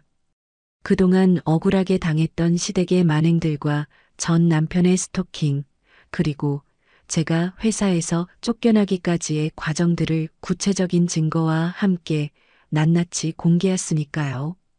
특히 흉기를 들고 제 집 현관문 앞에서 협박하던 전 남편의 목소리가 담긴 녹음 파일과 제 목에 남은 선명한 손자국 사진, 그리고 시어머니가 보낸 위자료 안 내놓으면 평생 괴롭힐 거다라는 협박 문자는 사람들의 공분을 사기에 충분했죠. 글을 올린 지 불과 몇 시간 만에 조회수는 수십만 회를 넘었고 댓글창은 시댁 식구들을 비난하는 목소리로 가득 찼습니다. 와, 사람이 어떻게 저렇게까지 악할 수가 있지? 저런 집안이랑 10년이나 살았다니. 글쓴이님 진짜 보살이네. 시어머니랑 전 남편 둘 다 구속시켜야 한다 같은 댓글들이 쉴 새 없이 올라왔고 여론은 순식간에 저를 지지하는 쪽으로 돌아섰습니다. 방송국에서도 연락이 쇄도했어요. 시사 고발 프로그램부터 뉴스 인터뷰 요청까지 제 억울한 사연을 취재하고 싶다는 연락이 줄을 이었죠. 처음에는 얼굴을 공개하는 것이 두려워 망설였지만 민지가 용기를 주었어요. 현정아, 지금이 기회야. 숨지 말고 당당하게 나가서 저들의 실체를 세상에 알려. 그래야 다시는 너 같은 피해자가 안 생길 거고 너도 떳떳하게 사회로 복귀할 수 있어. 민지의 말에 힘을 얻어 저는 인터뷰에 응하기로 결심했습니다. 카메라 앞에 서는 것이 떨리고 무서웠지만 저를 응원해주는 수많은 사람과 가족들을 생각하며 용기를 냈죠. 인터뷰에서 저는 담담하지만 힘 있는 목소리로 그동안 겪었던 고통과 진실을 이야기했고 방송이 나가자 파장은 걷잡을 수 없이 커졌습니다. 전 남편의 구속 영장 실질 심사 날 법원 앞에는 취재진과 시민단체 회원들이 몰려들어 인산인해를 이루었어요. 포승줄에 묶여 호송차에서 내리는 전 남편의 모습은 초라하기 그지없었고 마스크와 모자로 얼굴을 가린 채 고개를 푹 숙이고 있었죠. 기자들이 혐의 인정하십니까? 피해자에게 할 말 없습니까? 라고 질문을 쏟아냈지만 그는 묵묵부답으로 법정 안으로 사라졌습니다. 결과는 뻔했습니다. 증거인멸 및 도주 우려가 있다는 이유로 구속영장이 발부되었고 전 남편은 그 길로 구치소에 수감되었죠. 그 소식을 전해 들은 순간 저는 다리에 힘이 풀려 주저앉고 말았어요. 10년 동안 저를 옥죄었던 공포의 대상이 드디어 철창 안에 갇혔다는 사실에 안도감과 허탈감이 동시에 밀려왔거든요. 하지만 아직 끝난 게 아니었습니다. 전 시어머니와 시누이에 대한 처벌이 남아 있었으니까요. 민지는 끈질기게 수사기관을 압박했고 결국 경찰은 시어머니와 시누이를 명예훼손 및 모욕, 그리고 협박 혐의로 소환 조사하기에 이르렀습니다. 경찰서에 출두하는 날 시어머니는 여전히 기세등등하게 소리를 지르며 등장하셨어요. 내가 내 아들 억울해서 글 좀 썼기로 써니 그게 무슨 죄가 된다고 오라가라야. 전현이 꼬리쳐서 내 아들 인생 망친 건 세상이 다 아는 사실인데. 경찰서 로비에서까지 악을 쓰는 시어머니의 모습을 보며 저는 혀를 찼습니다. 반성의 기미라고는 눈곱만큼도 없는 그 뻔뻔함에 치가 떨렸지만 한편으로는 저런 사람들에게 휘둘려 살았던 지난날이 너무나 후회스러웠죠. 조사를 마치고 나온 시어머니는 저를 보자마자 달려들려고 했지만 이번에는 친정 오빠들이 가만히 있지 않았습니다. 당신 아직도 정신 못 차렸어? 깜빵 가고 싶어 환장했어? 큰오빠가 앞을 가로막으며 호통을 치자 시어머니는 흠칫 놀라며 뒷걸음질 쳤습니다. 옆에 있던 시누이도 오빠들의 기세에 눌려 찍소리 못하고 고개를 숙였죠. 두고 봐. 법이 당신들 편일 것 같아? 천만에. 당신들이 한 짓 낱낱이 밝혀져서 콩밥 먹게 해줄 테니 각오해. 오빠들의 서슬 퍼런 경고에 시어머니는 얼굴이 붉어졌지만 더 이상 대꾸하지 못하고 도망치듯 경찰서를 빠져나갔습니다. 그 뒷모습이 어찌나 처량해 보이던지 10년 묵은 채증이 쑥 내려가는 것 같았죠. 수사는 일사천리로 진행되었습니다. 제가 제출한 증거들이 워낙 명확했기에 시어머니와 시누이의 혐의는 쉽게 입증되었고 검찰은 그들을 기소했습니다. 재판 과정에서 시어머니는 며느리 교육 차원에서 한 말이다. 노인이가 인터넷을 잘 몰라서 실수한 거다라며 말도 안 되는 변명을 늘어놓았지만 판사님은 엄중하게 꾸짖으셨어요. 피고인의 행위는 며느리에 대한 인격살인이나 다름없습니다. 반성하지 않고 피해자에게 2차 가해를 일삼는 태도는 죄질이 매우 나쁩니다. 결국 시어머니는 징역 1년에 집행유예 2년 그리고 사회봉사 명령을 선고받았고 신우이 역시 벌금형을 면치 못했습니다. 비록 실형은 아니었지만 평생 남에게 큰소리치며 살아왔던 시어머니에게 전과자라는 딱지가 붙은 건 그 어떤 형벌보다도 치명적인 불명예였을 테니까요. 법정을 나오는데 시어머니가 저를 붙잡고 늘어졌습니다. 이번에는 악을 쓰는 게 아니라 눈물 콧물을 흘리며 애원하는 거였죠. 현정아, 내가 잘못했다. 제발 한 번만 받아오. 내 아들 감옥에서 꺼내주고 나 전과자 안 되게 합의 좀 해주라. 응? 우리가 가족이었잖아. 가족? 그 입에서 가족이라는 단어가 나오다니 정말 역겨웠습니다.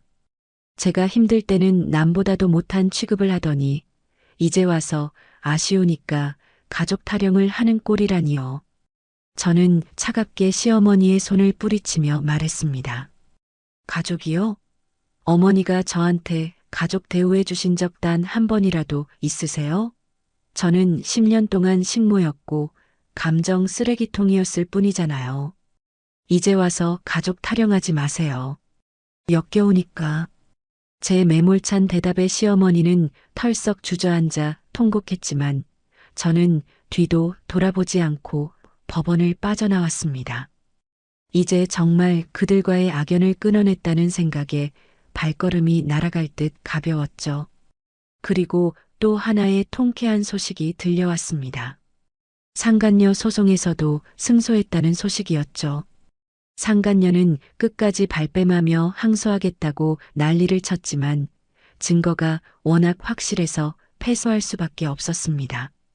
법원은 상간녀에게 위자료 2천만 원을 지급하라고 판결했고 민지는 곧바로 그녀의 급여와 통장에 가압류를 걸어버렸습니다. 알고 보니 상간녀는 다니던 회사에서도 불륜 사실이 소문나서 권고사직을 당했고 약혼남에게도 파혼당해서 인생이 나락으로 떨어졌다고 하더라고요. 남의 눈에 눈물 나게 하면 제 눈에는 피눈물 난다는 옛말이 하나도 틀린 게 없다는 걸 다시 한번 확인하는 순간이었죠.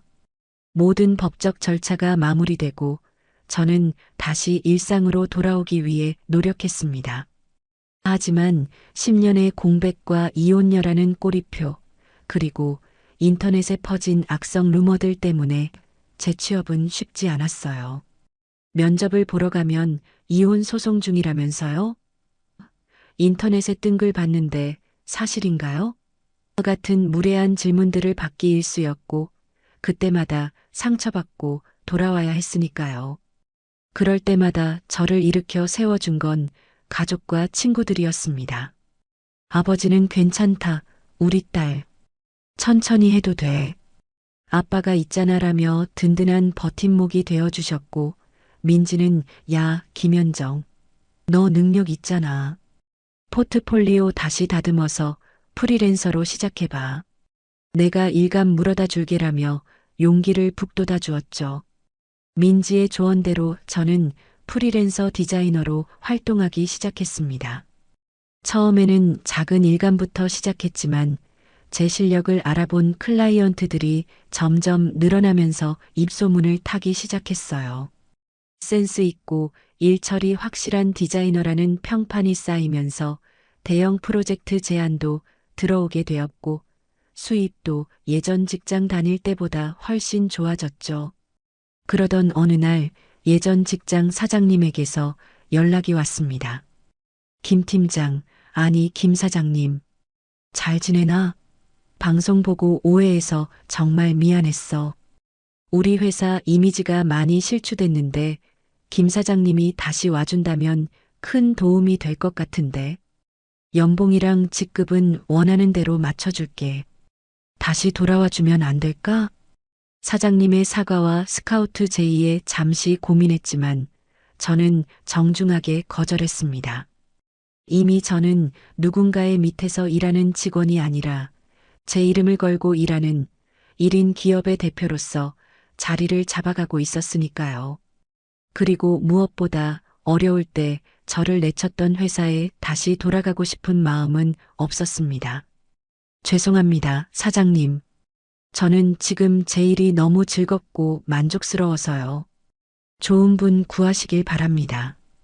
전화를 끊고 나니 묘한 승리감이 느껴지더라고요. 나를 버린 회사가 다시 나를 필요로 한다는 것, 그리고 내가 그 제안을 걷어찰 수 있는 위치에 섰다는 것이 너무나 통쾌했거든요. 1년이라는 시간 참 정직하게도 흘렀네요. 숨막히던 법정 공방과 시댁 식구들의 집요한 괴롭힘으로 얼룩졌던 지난 날들이 마치 까마득한 전생처럼 느껴질 만큼 제 삶은 놀랍도록 평온하고 활기차게 변했거든요. 프리랜서 디자이너로 홀로서기를 시작했을 때만 해도 과연 내가 잘 해낼 수 있을까 하는 불안감이 컸지만 지금은 눈코 뜰 새 없이 바쁜 나날을 보내고 있답니다. 입소문이라는 게 참 무섭더라고요. 제가 맡았던 프로젝트들이 하나둘 성과를 내면서 클라이언트들 사이에서 일 잘하고 감각 있는 디자이너로 소문이 났고 대기업과의 협업 제안까지 들어오게 되었으니까요. 밤을 새워 작업해도 피곤한 줄 몰랐고 통장에 찍히는 숫자가 늘어날 때마다 성취감에 전율이 일었습니다. 예전에는 남편 눈치 보며 생활비 10만 원 쓰는 것도 벌벌 떨었는데 이제는 제가 번 돈으로 당당하게 적금도 붓고 부모님 용돈도 두둑이 챙겨드릴 수 있게 되었죠. 푸석했던 피부는 윤기가 흐르고 늘 주눅 들어있던 눈빛은 자신감으로 반짝이고 있었죠. 10년 동안 잊고 살았던 나다움을 되찾은 것 같아서 저도 모르게 콧노래가 나왔습니다. 현정아, 오늘 회의 있지 않았지? 대박건이야. 꼭 따내야 해. 민지에게서 온 응원 문자를 확인하며 집을 나섰습니다. 민지는 제 변호사이자 든든한 사업 파트너가 되어 주었죠. 법률 자문뿐만 아니라 계약 검토까지 꼼꼼하게 챙겨주는 덕분에 저는 디자인 업무에만 집중할 수 있었거든요. 회의 장소인 강남의 한 카페에 도착하니 말끔한 정장을 입은 클라이언트들이 기다리고 있었습니다. 프레젠테이션을 마치고 나오는데 클라이언트 대표님이 악수를 청하며 말씀하셨어요. 김 작가님, 감각이 정말 남다르시네요. 저희 브랜드랑 이미지가 딱 맞아요. 앞으로 잘 부탁드립니다. 그 한마디에 가슴이 벅차오르더라고요. 이혼녀라는 딱지가 제 발목을 잡을까봐 걱정했던 건 기우에 불과했습니다. 실력으로 인정받으니 세상 그 누구도 저를 무시할 수 없었으니까요. 계약서에 도장을 찍고 나오는 발걸음이 구름 위를 걷는 것 같았습니다. 주말에는 친정 식구들과 캠핑을 떠났어요. 예전 같았으면 시댁 제사 준비하느라 허리가 휘어질 때였지만 이제는 탁 트인 자연 속에서 가족들과 고기를 구워 먹으며 웃음꽃을 피우고 있죠. 아버지는 우리 딸 얼굴이 이제야 폈네. 진작 이렇게 살 걸 그랬어라며 흐뭇해하셨고 엄마는 너 이혼하고 나서 더 예뻐진 거 아니냐?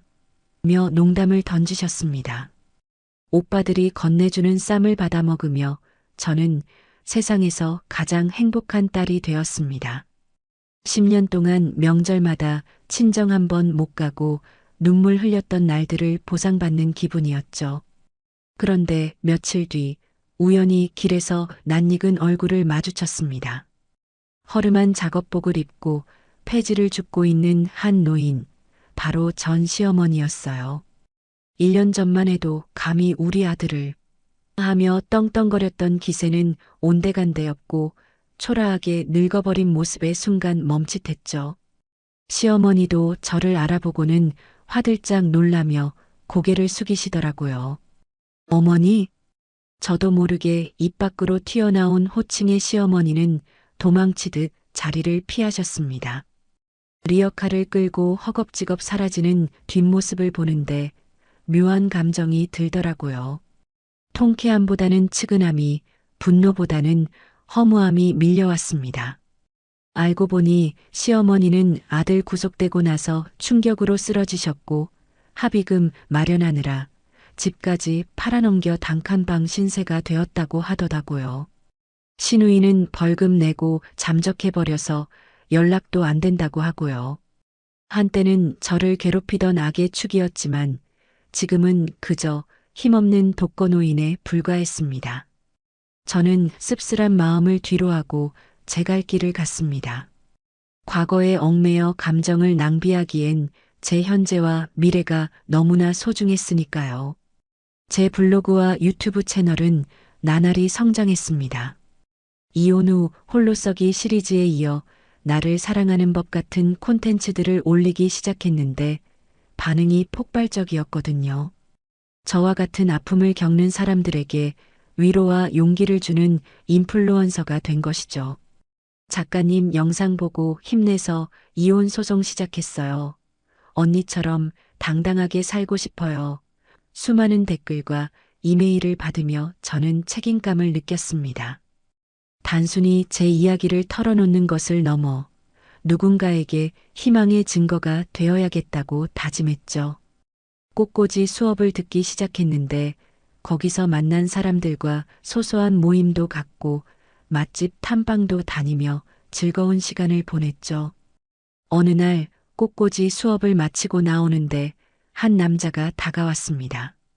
저기, 혹시 김현정 작가님 아니세요? 깔끔한 인상의 그 남자는 제 팬이라며 수줍게 책을 내밀었습니다. 알고 보니 같은 건물에서 일하는 건축가였는데 제 유튜브를 보고 많은 위로를 받았다고 했습니다. 그의 눈빛에서 진심이 느껴졌고 부담스럽지 않게 다가오는 태도에 저도 모르게 마음이 열리더라고요. 아직은 조심스럽지만 닫혀있던 제 마음의 문이 조금씩 열리는 걸 느꼈습니다. 계절이 바뀌어 봄이 왔습니다. 벚꽃이 만개한 거리를 걷는데 흩날리는 꽃잎들이 마치 저를 축복해주는 것 같았습니다. 저는 잠시 벤치에 앉아 활짝 웃는 제 모습 뒤로 벚꽃이 흐드러지게 피어있는 사진을 SNS에 올리며 짧은 글을 남겼죠. 내 인생의 봄날은 지금부터다. 아픔을 딛고 일어선 모든 분들을 응원합니다. 좋아요, 알림이 쉴 새 없이 울리고 민지의 댓글도 달렸습니다. 야, 김현정, 너 완전 봄처녀네. 우리 주말에 벚꽃놀이 가자. 그 댓글에 웃음이 터져 나왔습니다. 과거의 상처는 흉터로 남겠지만 그 흉터조차 제 삶의 일부이자 훈장이라고 생각합니다. 그 아픔이 있었기에 지금의 단단하고 빛나는 제가 있을 수 있었으니까요. 이제 저는 더 이상 울지 않습니다. 대신 매일매일 웃으며 저 자신을 사랑해 줄 겁니다. 그리고 저와 같은 길을 걷고 있는 모든 분에게 말해주고 싶습니다. 당신은 충분히 사랑받을 자격이 있습니다. 포기하지 마세요. 당신의 인생은 아직 끝나지 않았습니다. 지금 이 순간부터가 진짜 시작이니까요. 네, 지금까지 10년의 모진 시집살이를 끝내고 비로소 인생의 봄날을 되찾은 현정님의 사연이었습니다. 듣는 내내 가슴이 답답하기도 했지만 결국 사이다 같은 복수와 함께 당당한 커리어 우먼으로 우뚝 선 현정님의 모습에 저까지 가슴이 벅차오르는 시간이었습니다. 특히 폐지를 줍는 전 시어머니를 뒤로하고 쿨하게 자신의 길을 가는 마지막 장면은 정말 압권이었죠? 최고의 복수는 역시 내가 보란 듯이 잘 사는 것이라는 말을 몸소 증명해 주신 것 같네요. 지금 이 순간에도 어두운 터널을 지나고 계신 분들이 있다면 현정님의 이야기가 작은 희망의 불씨가 되었기를 바랍니다. 혹독한 겨울이 지나면 반드시 따뜻한 봄이 오듯 여러분의 인생에도 따스한 꽃비가 내릴 날이 꼭 올 테니까요. 스스로를 믿고 당당하게 걸어나갈 모든 분을 저도 함께 응원하겠습니다. 현정님께 응원의 댓글을 남겨주세요. 큰 위로가 돼줄 거예요. 오늘도 끝까지 함께 해주셔서 감사합니다.